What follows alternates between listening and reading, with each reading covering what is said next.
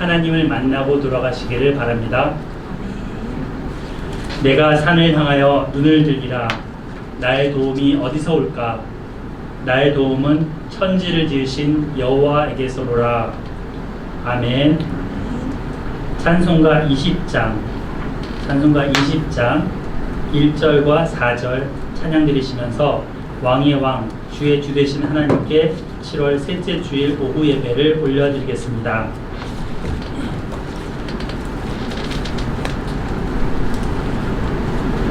큰 영광 중에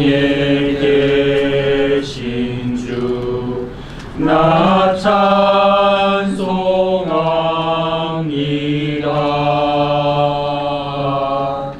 영원히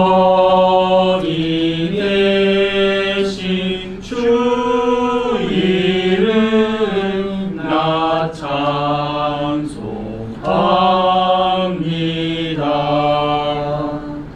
그 온유하신 주 음성 날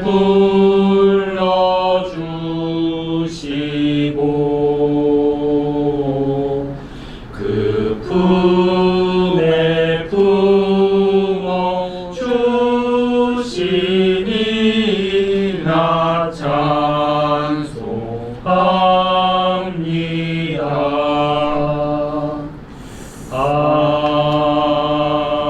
아멘. 다 같이 하나님을 생각하시면서 묵도 드리시겠습니다.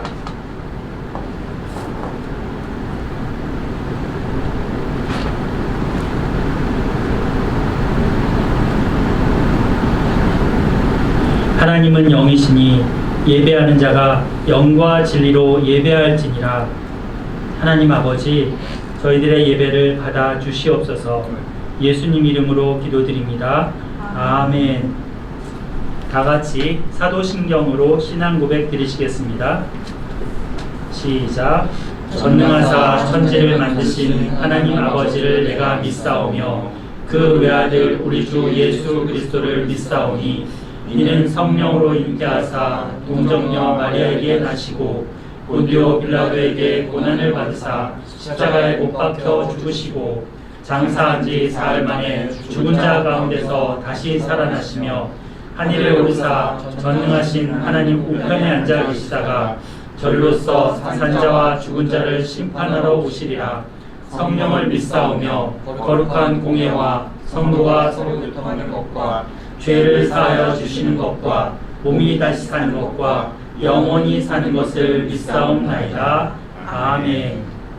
찬송가 314장 찬송구 이호승 집사님 기도 인도하겠습니다.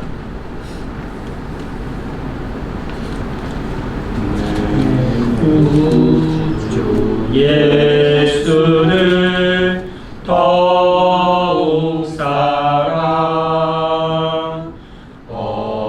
엎드려 이는 말 들으소서.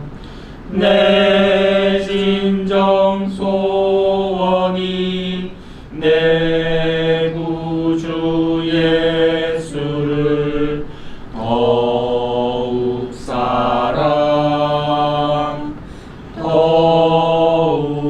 사랑 이전에 세상 나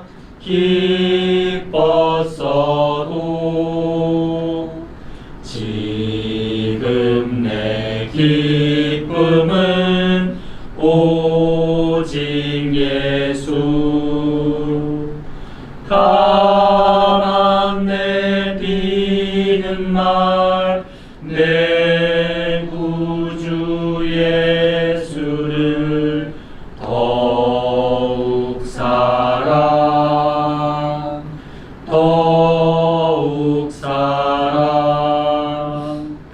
이 세상 떠날 때 찬양하고 숨질 때 하는 말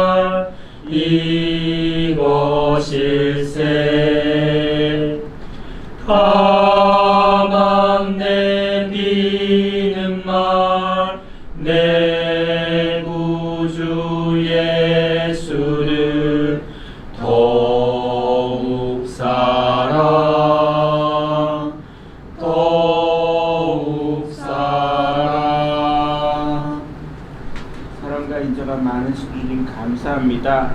우리 분당 에스라 교회에 참 예배 드릴 수 있도록 인도하여 주시고 마음을 모아주시고 주님께서 우리 가운데 함께 하시면 감사드립니다. 이곳에서 삶에 눌린 사람이 치료받고 정신적으로 눌린 사람이 위로받고 복음의 소리가 열려지며 복잡하게 된 말씀을 단순하게 더하지도 빼지도 말고 단순하게 잘 전하는 말씀이 되기를 주님 간구하고 기도합니다.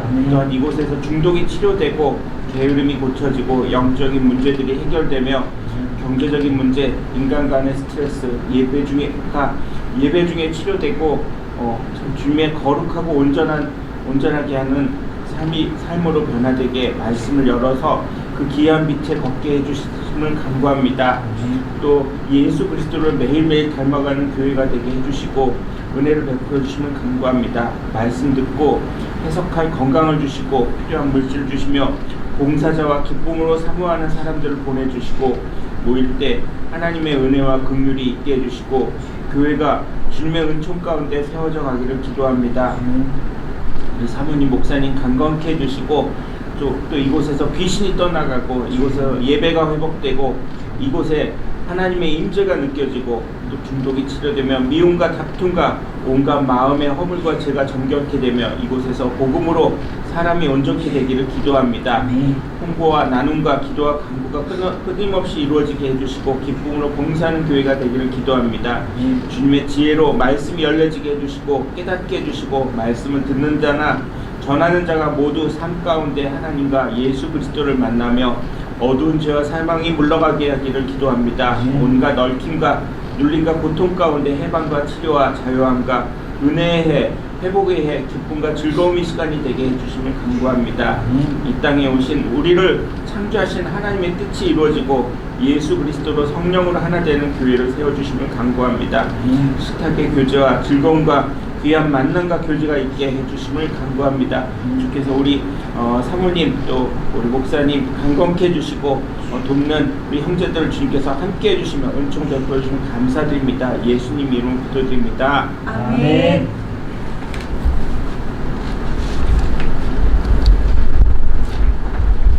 다 같이 하나님의 말씀을 경외하는 마음으로 자리에서 일어나겠습니다. 서신 채로 하나님의 말씀 창세기 2장 15절로 25절을 교독하시고 마지막 절은 합독하시겠습니다. 주보에도 있습니다.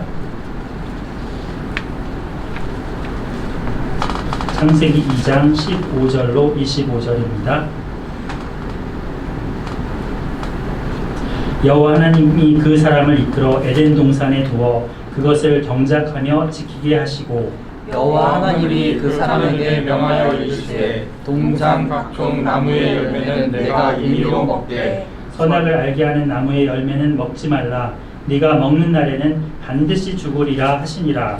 여호와 하나님이 이르시되 사람이 혼자 사는 것이 좋지 아니하니 내가 그를 위하여 돕는 배필을 지으리라 하시니라. 여호와 하나님이 흙으로 살아 각종 들짐승과 공중의 각종 새를 지으시고 아담이 무엇이라고 부르나 보시려고 그것들을 그에게 이끌어 가시니 아담이 각 생물을 부르는 것이 곧 그 이름이 되었더라.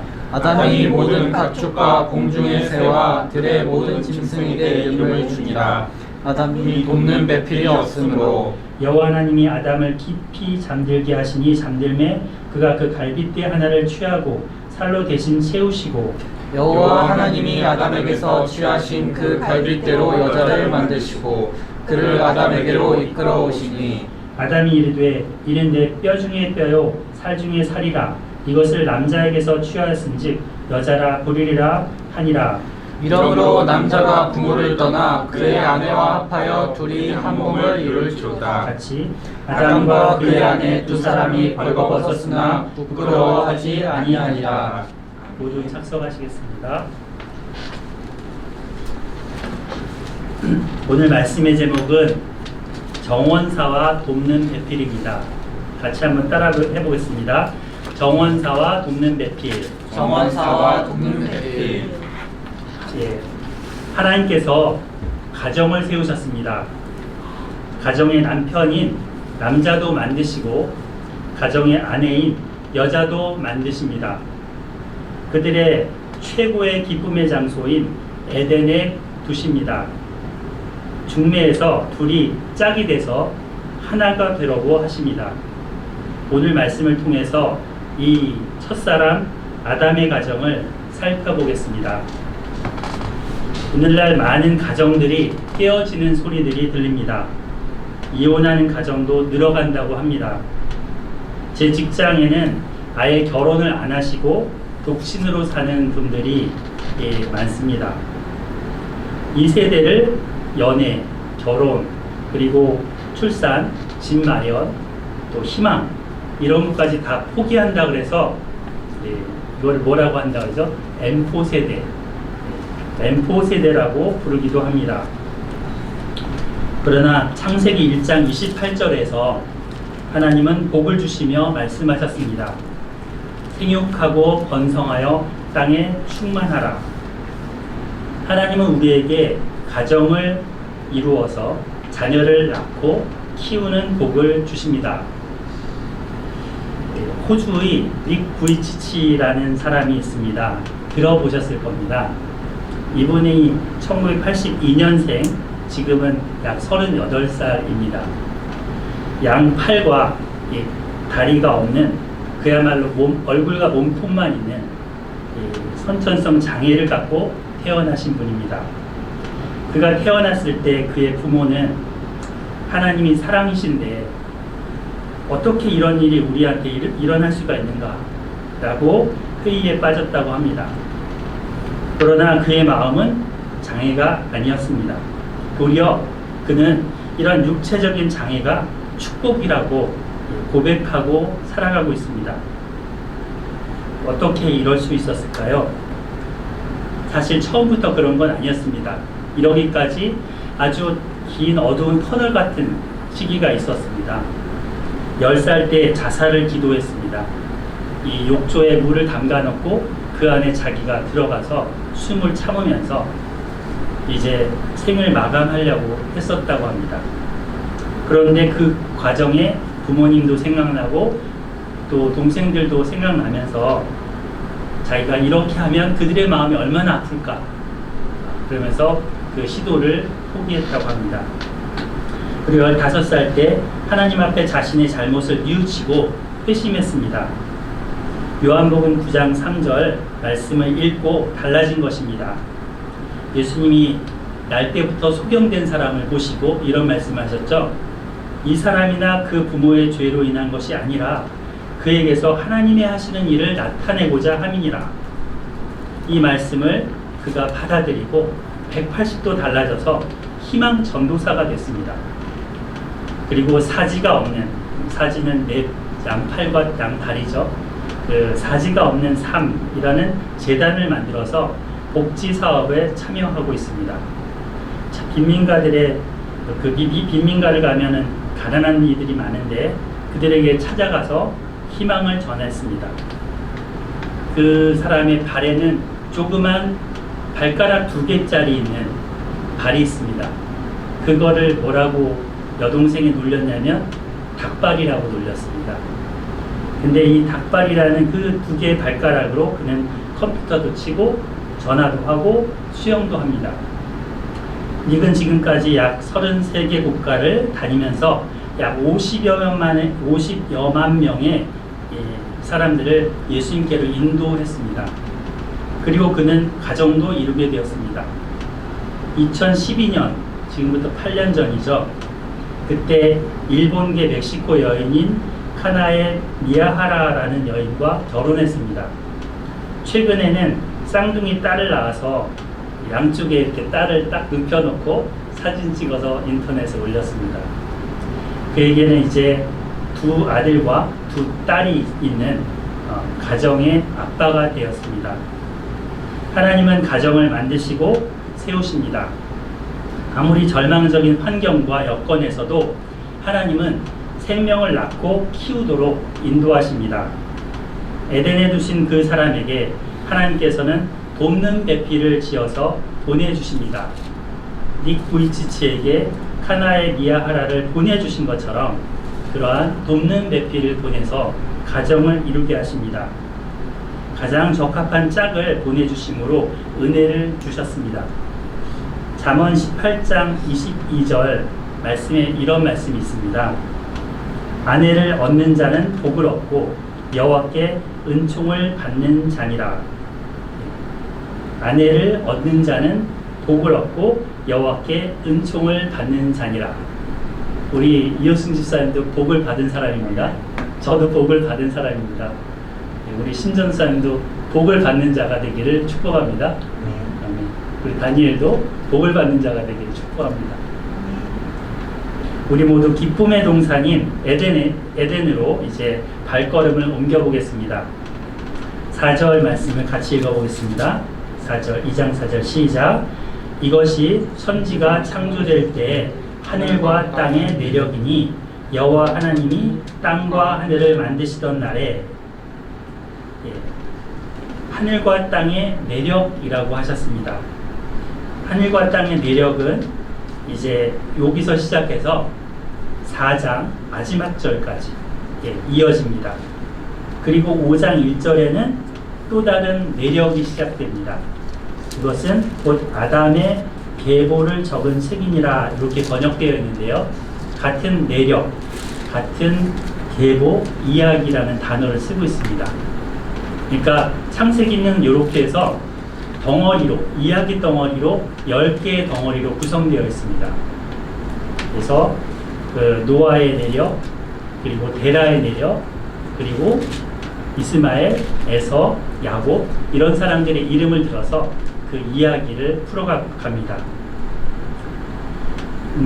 아담과 하와의 창조, 타락, 아벨과 가인의 후손 이야기가 지금 이 하늘과 땅의 내력 안에 들어와 있습니다.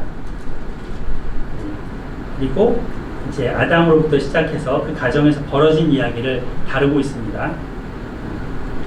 이 부분은 앞에 1장 1절부터 우리 2장 3절까지 있는 그 창조 이야기를 보완해 주고 있습니다.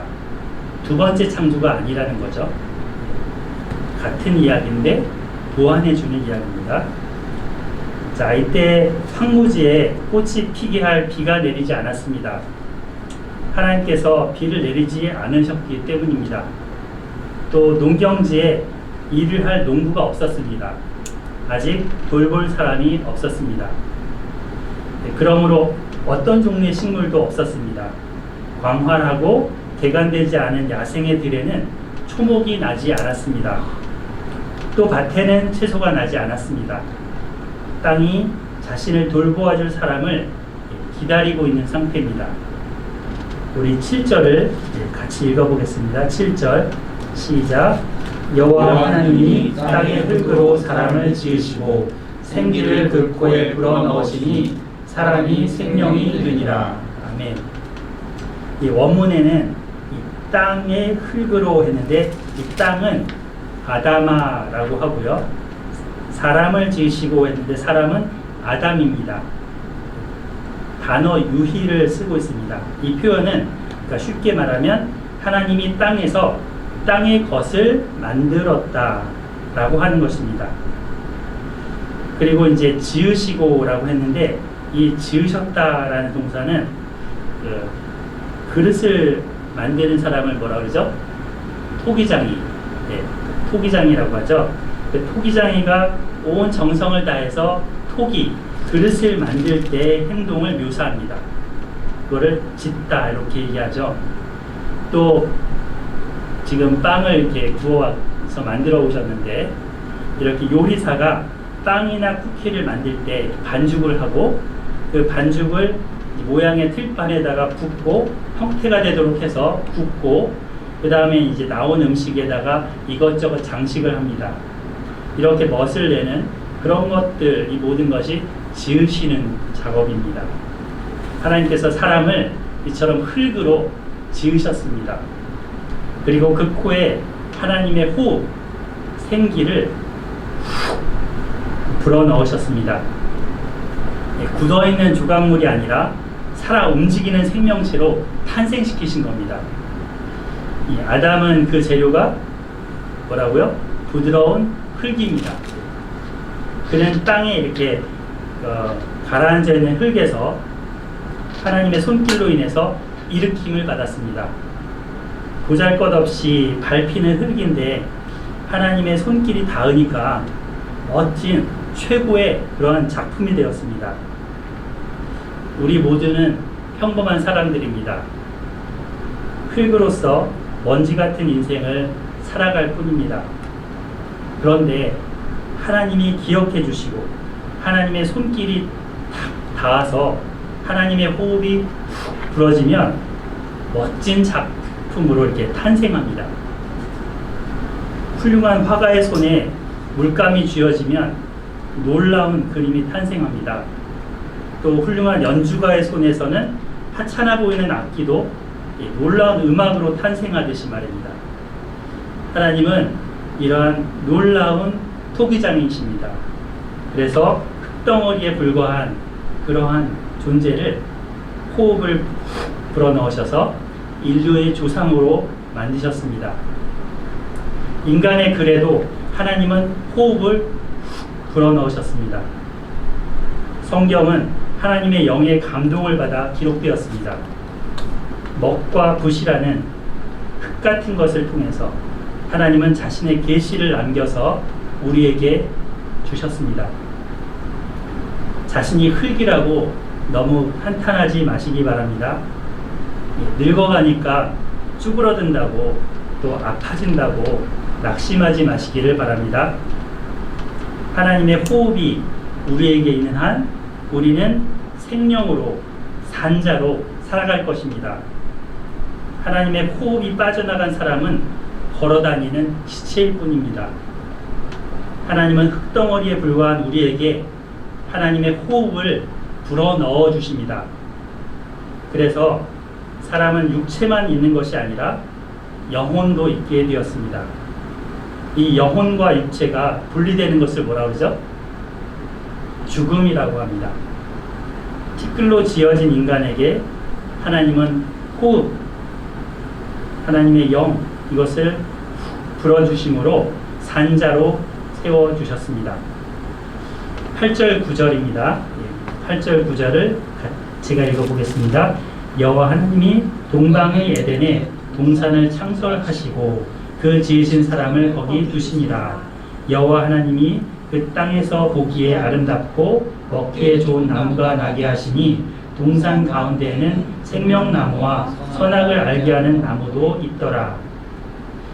당시 이 말씀을 듣던 이스라엘 쪽에서 볼 때 동방, 이거는 어느 쪽일까요?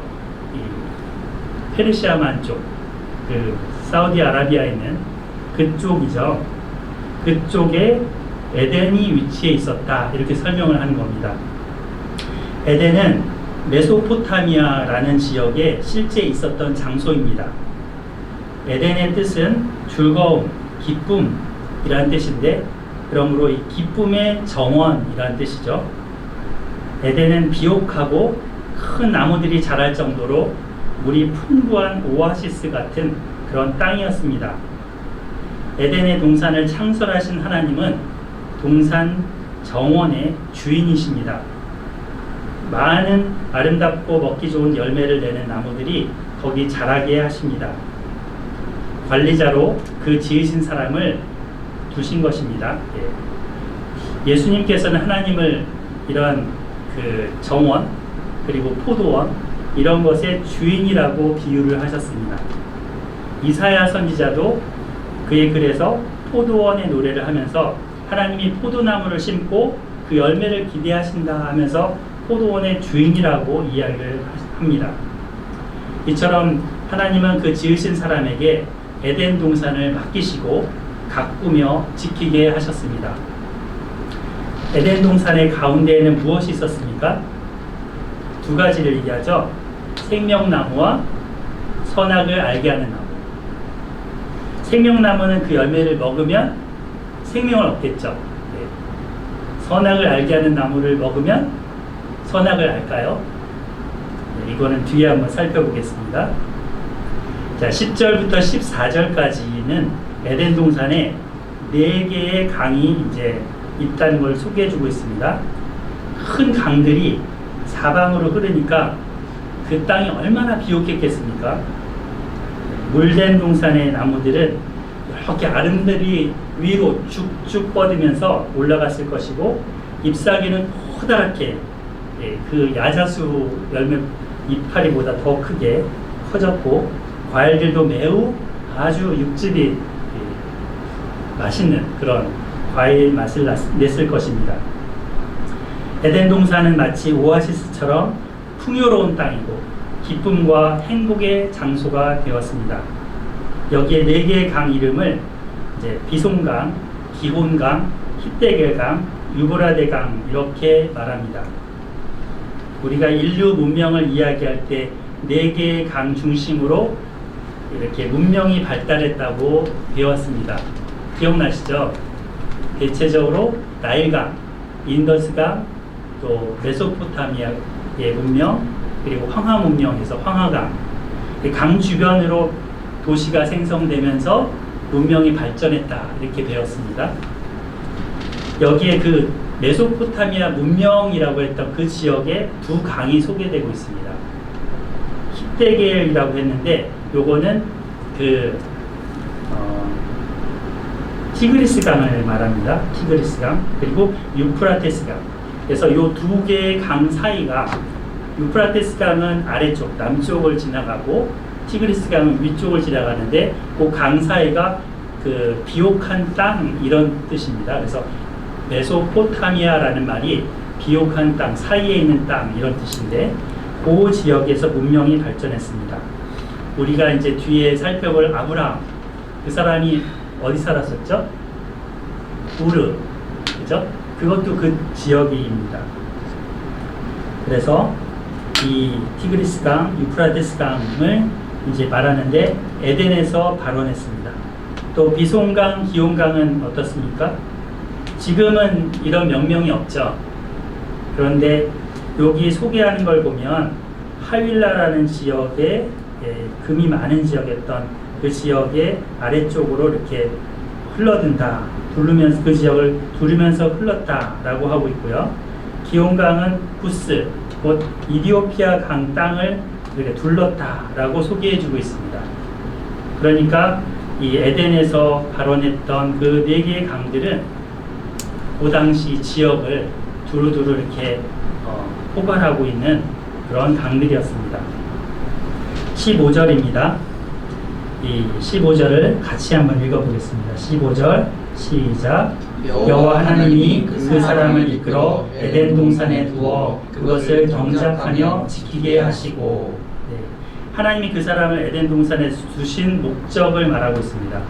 그 동산을 경작하며 지키게 하려고 하셨다.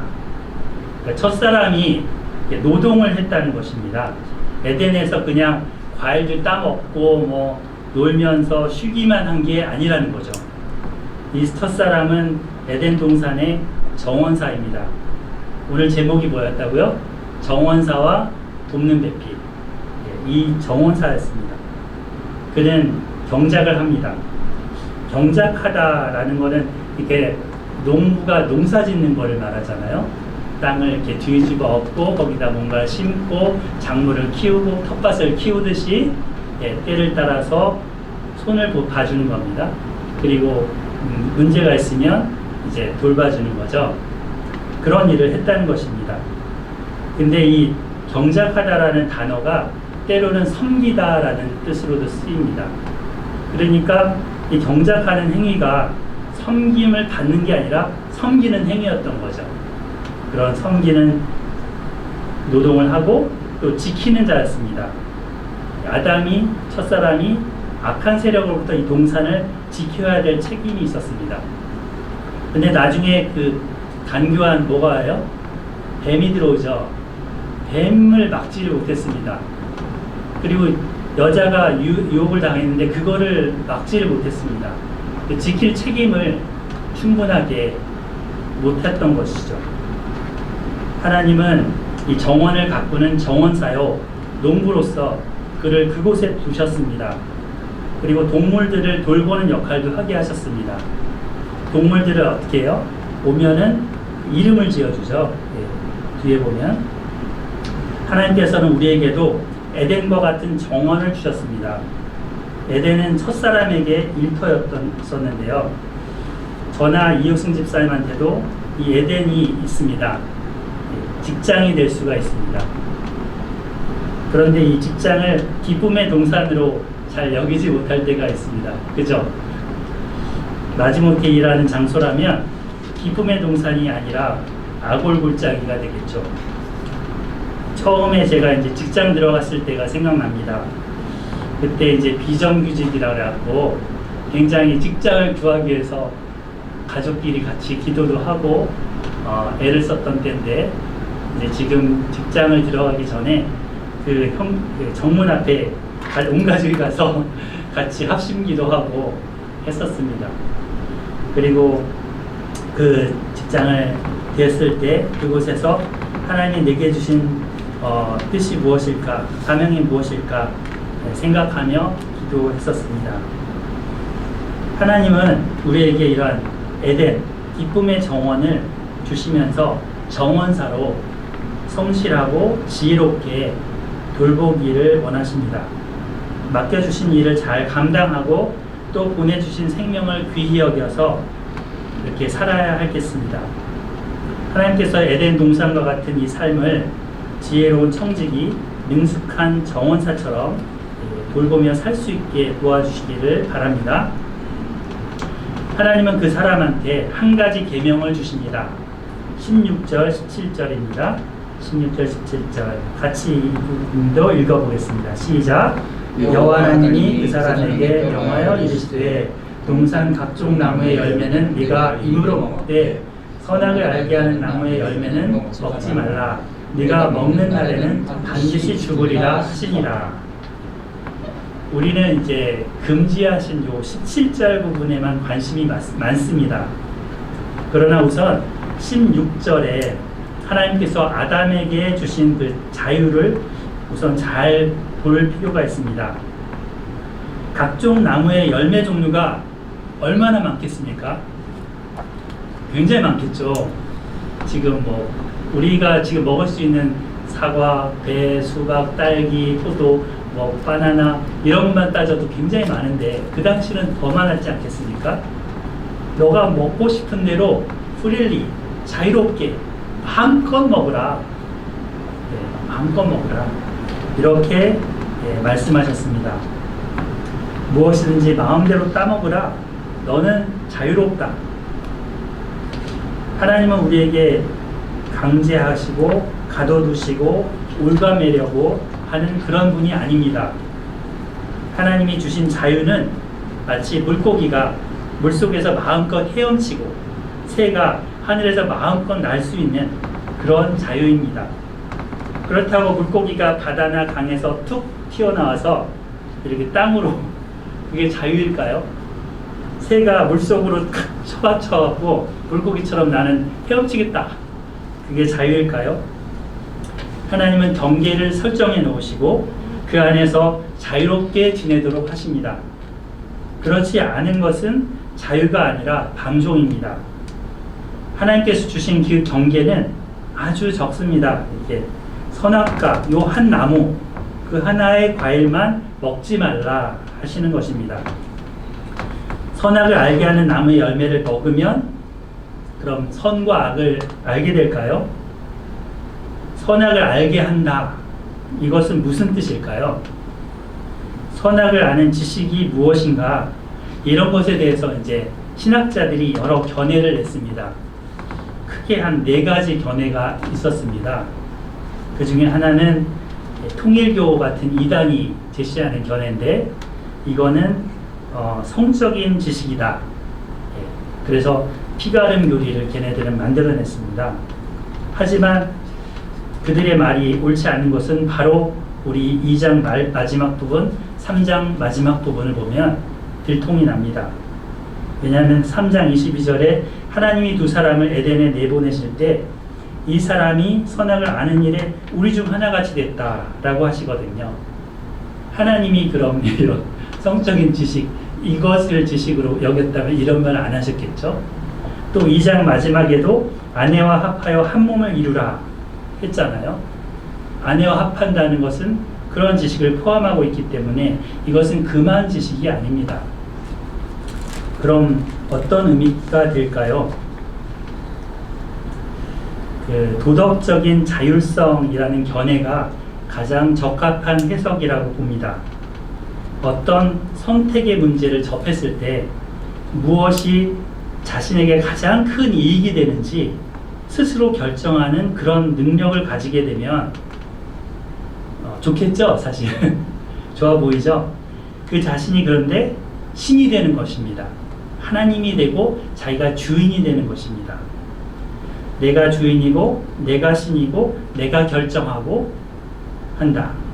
자신의 자유로 결정한 대로 살겠다. 이렇게 하는 것은 하나님과의 관계를 끊고 하나님 없이 살겠다는 것입니다. 선악과는 선하신 하나님이 창조주이시고 아담은 그 하나님의 피조물 뿐이라는 것을 늘 알게 해주시는 그런 징표입니다. 동산의 주인이 자신이 아니라 하나님이심을 기억하게 하는 것입니다. 선악을 알게 하는 나무는 먹지 말라. 이렇게 금지의 열매를 두셨는데 그것을 볼 때마다 하나님을 경외하는 마음으로 하나님을 사랑하는 마음으로 살도록 하고자 하신 것입니다. 우리가 결혼할 때 신랑 신부가 이제 뭐를 주고받죠? 이렇게 결혼 반지나 시계를 이제 서로 끼워줍니다. 이 반지라는 것은 이제 신랑과 신부가 결혼으로 맺어진 것에 대한 징표입니다. 예, 반지가 없으면 이 사람이 결혼을 안 한 사람이구나, 뭐 이렇게 여기잖아요. 반지가 있으면 결혼한 사람이구나. 그 고리가 이제 이게 지금 끝이 없잖아요. 둥그렇게 돼 있어서. 그래서 이렇게 끝이 없이 둥글듯이 영원히 서로의 사랑을 맺어갈 것을 약속하는 그런 징표입니다.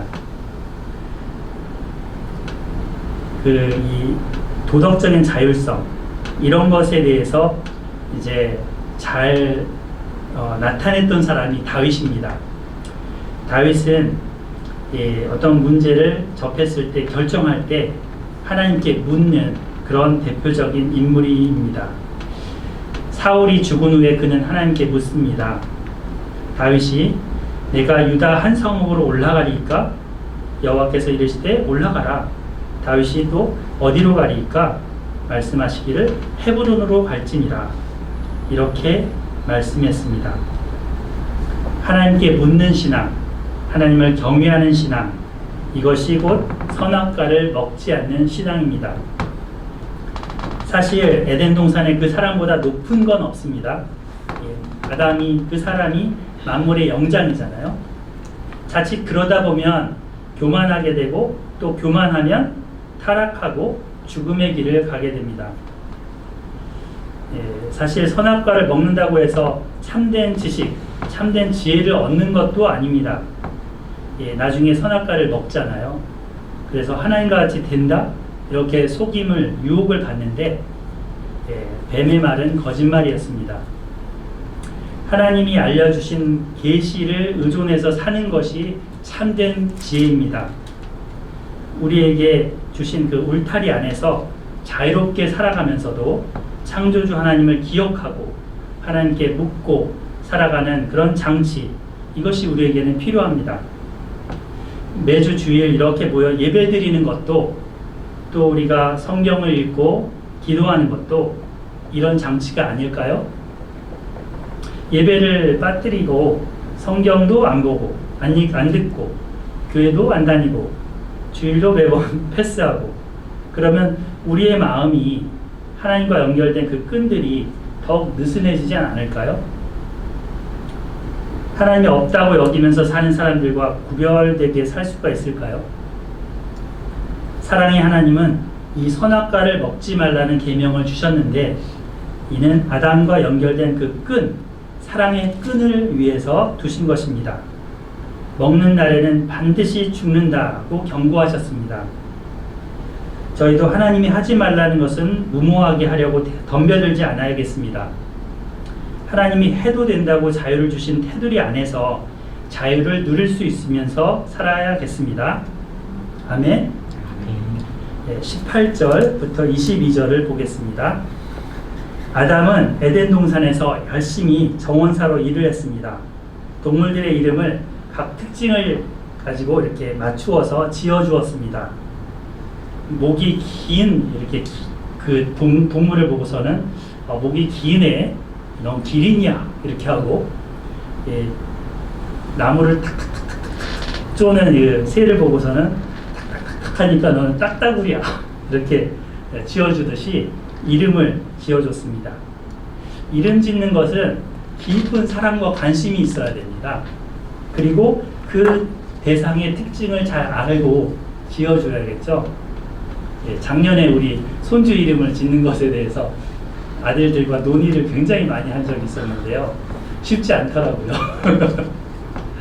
네. 그런데 그 부모든 할아버지든 지어주는 것은 또한 권위를 나타내는 것이기도 합니다. 아담은 이렇게 동물들의 이름을 지어주었습니다. 이렇게 사명을 감당하고 있을 때 하나님께서 먼저 아담의 혼인 일에 관여하셨습니다. 그가 혼자 사는 것이 좋지 않다고 여기셨습니다. 아담이 하나님께 묻기도 전에 하나님이 앞서서 계획하셨습니다. 6일 창조 내내 하나님은 보시기에 좋았다 이렇게 소감 발표하셨는데, 여기서는 이제 좋지 않다 이렇게 하시는 것입니다. 총각이 나이 들어가는데 혼자 사는 걸 보면 어떤 마음이 드십니까, 사모님? 중매 좀 시켜줬으면 그죠? 예, 맞을 만한 그런 자매를 소개시켜주고 싶은 마음이 듭니다. 그래서 의도치 않게 이제 혼인을 중매하거나 만남을 중지하는 역할을 갖게도 됩니다. 하나님 마음이 딱 그러하셨습니다. 18절을 읽어보면 여호와 하나님이 이르시되 사람이 혼자 사는 것이 좋지 아니하니 내가 그를 위하여 돕는 배필을 지으리라 하시니라. 하나님은 그를 위하여 돕는 배필을 지어주겠다 이렇게 작정하시고 말씀하십니다. 돕는 배필, 여기 다른 번역에는 도울짝 이렇게도 번역했습니다. 한글 번역은 돕는 이라는 형용사가 배필이라는 명사를 이렇게 꾸며주는 식으로 번역되어 있습니다. 근데 원문을 보니까 맞은편에서 돕는 자, 돕는 자가 그 명사고 맞은편에서 돕는 이게 꾸며주는 말입니다. 그래서 이제 돕는이라는 말이 에제르라는 말을 쓰는데 하나님이 사람을 도울 때 주로 사용하는 말입니다. 저희 교회 이름이 분당 에스라 교회죠. 에제르, 에스라 다 모음만 자음만 따지면 똑같죠. 돕는다. 그래서 에스라라는 학자 이름도 도움이라는 뜻에서 왔습니다. 그래서 그의 말에 보면 하나님의 손에 도우심으로 이런 말을 자주 씁니다. 하나님은 사람을 돕는 분이십니다. 이처럼 돕는 배필이라 할 때 돕는다는 것은 결코 도움이 필요 없는, 그 자신에게는 도움이 필요 없는 더 강력한 그런 분에게서 오는 도움을 말할 때 돕는다라고 합니다. 돕는 자를 꾸며주는 말은 또 그 앞에서와 같이라는 뜻입니다. 그러니까 맞은편에 서서 이런 말을 했죠. 그래서 이 사람 앞에서와 같이 이런 말인데 곧 아담과 조화를 이룬다 이런 말입니다. 우리 주보에 보시면 영어 성경으로는 뭐라고 했는지 한번 확인해 보시기 바랍니다. 여기 주황색 녹색으로 칠해놔 있죠. helper fit, 꼭 맞는 돕는 자, 적합한 돕는 자 입니다. 이처럼 아담을 돕는 자는 좀 더 잘 갖춰진 자입니다. 아담이 에덴 동산을 경작하고 가꾸는 것에 있어서 필요한 것을 돕습니다. 아담과 마음을 교류하고 함께하면서 생육하고 번성하는 일을 돕습니다. 여자는 남자를 잘 도와야 합니다. 예, 저 같은 남자에게는 부족한 부분이 많습니다. 예, 그렇죠, 이호승 집사님. 네. 네, 그래서 여자가 필요합니다. 어머니가 필요하고 딸도 필요한데 우리 집사님은 딸이 있지만 저는 이제 딸 같은 며느리라고 하여튼 딸이 필요하고 그 다음에 아내가 절대적으로 필요합니다. 아내는 남편을 돕는 존재로 지음받았습니다. 창세기를 앞으로 계속 읽어보겠지만 창세기에 나타난 여인들이 남편을 잘 돕는지에 대해서는 저는 의문이 듭니다. 바로 3장에서 이 돕는 배필로 지음받은 하와가 아담을 도와주었습니까? 공범자를 만들어 버리죠. 노아의 아내는 방주를 만든 그 노아를 잘 돕는 배필이었을까요? 그랬을 것 같아요. 그러니까 방주를 만들고 그 안에 같이 들어가서 살았습니다. 그러면 사라는요? 사라는 아브라함을 잘 돕는 배필이었을까요? 이 부분도 퀘스천이 있죠. 예.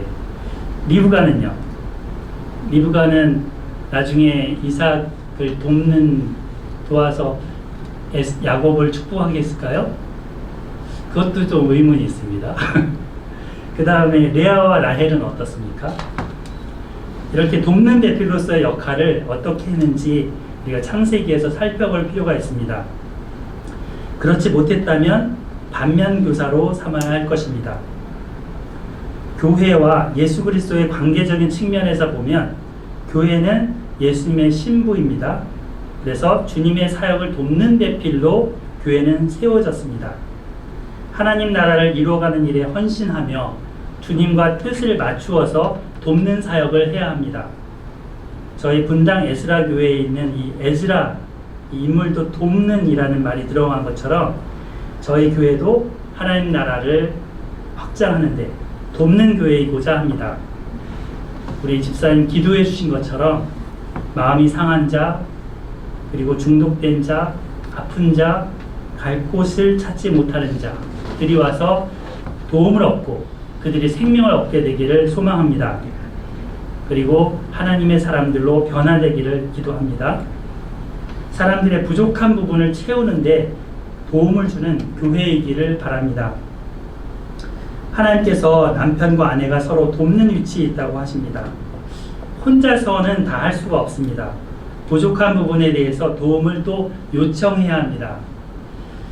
뭘 좀 도와주세요 라는 말을 제가 잘 못해요. 그래서 사실 그 말을 명확하게 해달라고 얘기를 듣는데요. 노력하겠습니다. 그리고 남편의 그 부족한 부분을 아내가 잘 도와주고 있는지 또 저도 이제 부탁하고 받아야 되겠습니다. 하나님께서 서로에게 돕는 배필로서 보내주심에 감사합니다.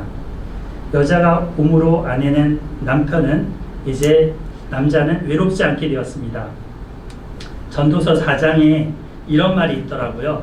두 사람이 한 사람보다 나음은 우리 한번 찾아볼까요? 전도서 4장 9절부터 12절 성경을 한번 찾아보겠습니다. 전도서 4장 9절부터 12절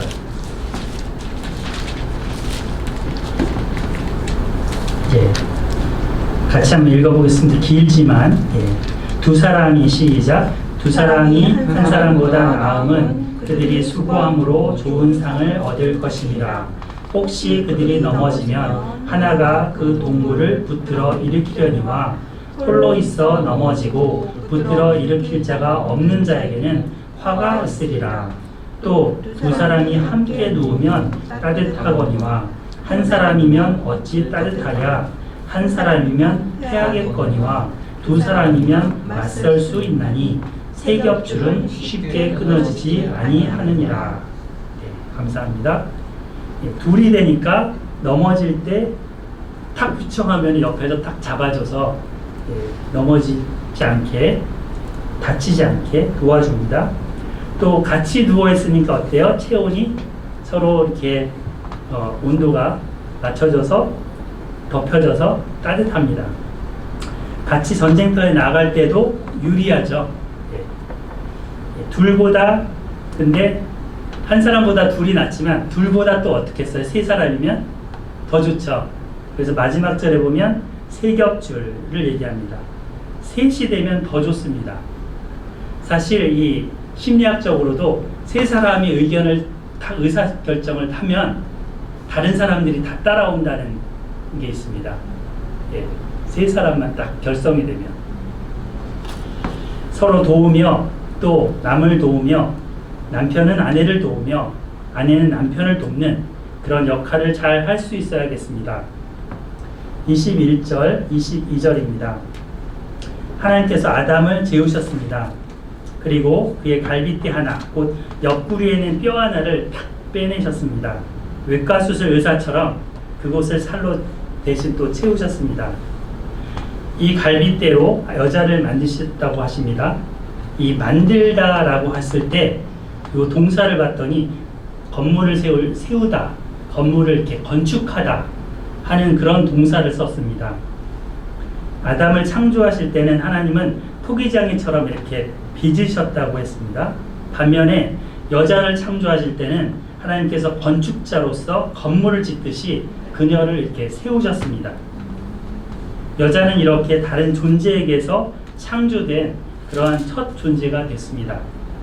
앞으로 이 여자에게서 또 자녀라는 또 다른 자녀들이 계속 창조될 것입니다. 아담이 흙으로 빚어진 것에 반해서 여자는 뭐로 만들어졌습니까? 갈빗대가 뭐죠? 뼈죠. 뼈로 만들어졌습니다.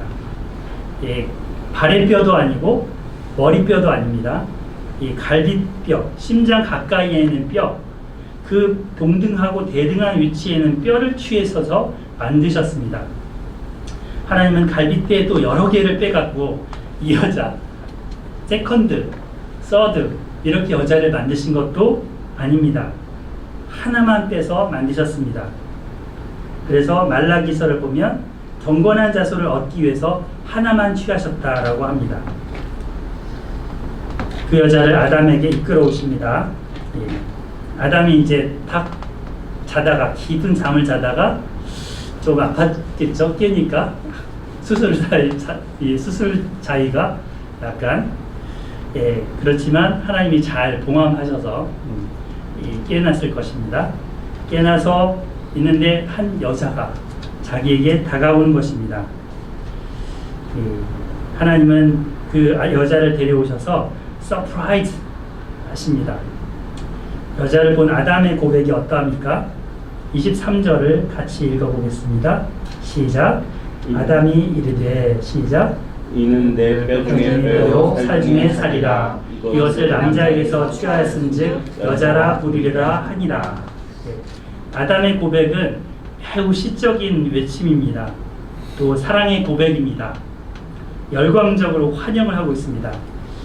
아담이 하와를 자신과 동일하게 여기는 거죠. 이는 내 뼈 중에 뼈요, 내 살 중에 살이다. 당신이 바로 나네. 그래서 남자에게서 취하였음즉, 이거를 히브리 말로 보면 남자가 이쉬고요, 여자라 부르리라, 이거는 이샤라고 합니다. 그러니까 이것도 단어가 약간 비슷하죠.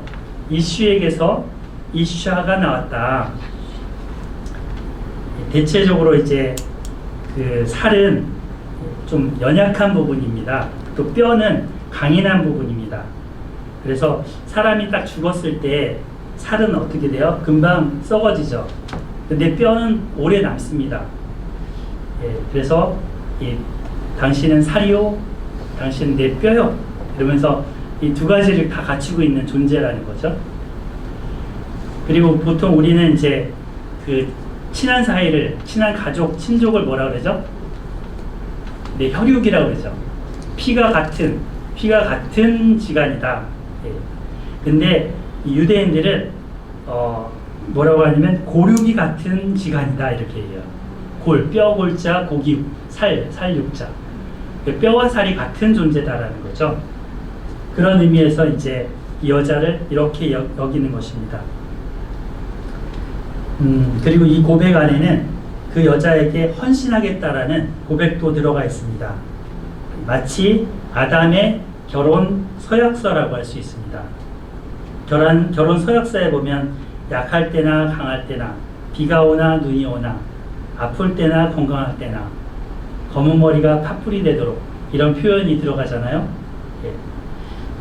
이 결혼 안에 아담의 그 서약서 안에 이런 고백이 들어가 있는 것입니다. 25절을 보면 이 둘은 서로에 대해서 숨김이 없었습니다. 가릴 것도 없었습니다. 서로에 대해서 진실했고 서로에 대해서 깨끗했습니다. 막힘이 거침이 없었습니다. 진실한 부부관계는 이뤄야 하지 않겠습니까? 서로 간에 숨기는 것이 있어서는 바람직하지 않겠죠. 핸드폰 카톡을 확인한다든지 이러면서 하지마 이런 식으로 하면 안 되겠죠. 서로 간에 진실해야 될 것입니다. 창세기 해설자는 이 마지막으로 이 아담과 하와의 만남을 통해서 일반적인 결혼의 원리를 제시합니다. 이러므로 남자가 부모를 떠나 그의 아내와 합하여 둘이 한 몸을 이룰지로다. 떠나고 합하는 것이 지금 대조되죠. 어디로부터 떠난다고요? 부모를 떠나 어디로 합한다고요? 그의 아내와 합할지니라. 연합한다는 거죠. 둘이 하나가 되는 것이 곧 결혼이죠. 대체적으로 결혼을 하면 여자가 부모를 떠나 남자에게로 옵니다. 시집을 온다고 합니다. 그런데 남자도 여자처럼 부모를 떠나야 합니다. 인격적으로 경제적으로 독립을 해서 하나의 공동체를 이루는 것입니다. 그리고 어떠한 경우에도 음행한 이유 외에는 이혼이 불가합니다. 예수님이 이런 말씀하셨습니다. 그런즉 이제 둘이 아니오 한 몸이니 그러므로 하나님이 짝지어 주신 것을 사람이 나누지 못할지니라. 코로나19로 인해서 점차 가정교회의 중요성이 커지고 있습니다. 여럿이 모이기 어려워지기 때문에 가정에서 부부와 자녀와 함께 이런 예배 공동체가 매우 중요합니다. 오늘 말씀에서 저희는 에덴 동산에서의 가정을 살펴보았습니다. 오늘날 가정의 위기 시대입니다. 가정의 해체 시대. 얼마 전 드라마 부부의 세계를 보면 건강한 가정은 하나도 나오지 않습니다. 깨어진 가정, 깨어지는 가정들만 나옵니다.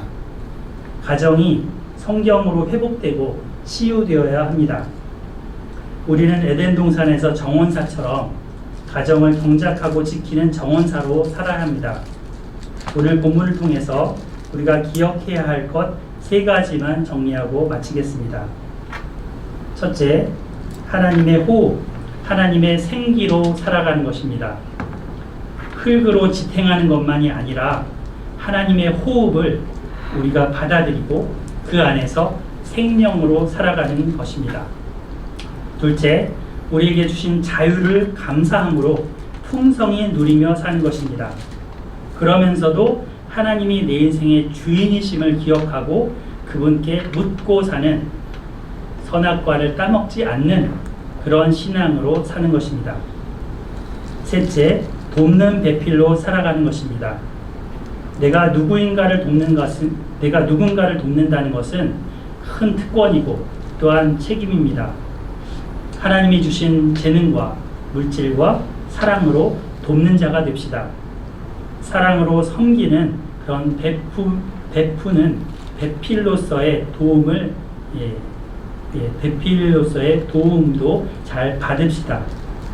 그리고 나에게 보내주신 사람을 사랑의 언어로 고백하고 연합되어 살아갔으면 좋겠습니다. 예수님은 자신의 피와 살을 주심으로 우리와 연합해 주셨습니다. 자신의 갈빗대를 빼내서 내어준 아담처럼 자신의 생명을 내어주셨습니다. 몸짓고 피 흘려주신 그 사랑으로 교회를 세우셨습니다. 우리가 그리하여서 예수님 안에서 돕는 배필이 되었습니다. 필요가 무엇인지 살피면서 주도 면밀하게 돕는 삶, 하나님의 풍성함을 나누는 삶이 되시기를 주의 이름으로 축복합니다. 아멘. 2장 18절 말씀을 읽고 기도하겠습니다.